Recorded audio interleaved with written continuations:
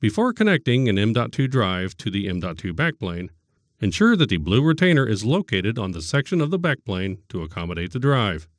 Press both sides of the retainer, then move the retainer forward until it is in the large opening of the keyhole.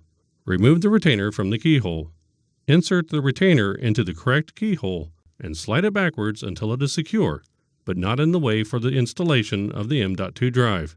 Insert the M.2 drive at an angle of approximately 30 degrees into the M.2 backplane connector. Note: if your M.2 backplane supports 2 M.2 drives, insert the drives into the connectors at both sides. Rotate the M.2 drive down until it is parallel with the backplane.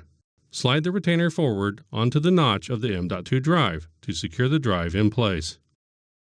Grasp the M.2 backplane by the tabs or blue touch points, and align the blue plastic supports with the guide pins on the system board. Then insert the M.2 backplane into the M.2 slot on the system board. Carefully press down by the edges to seat it.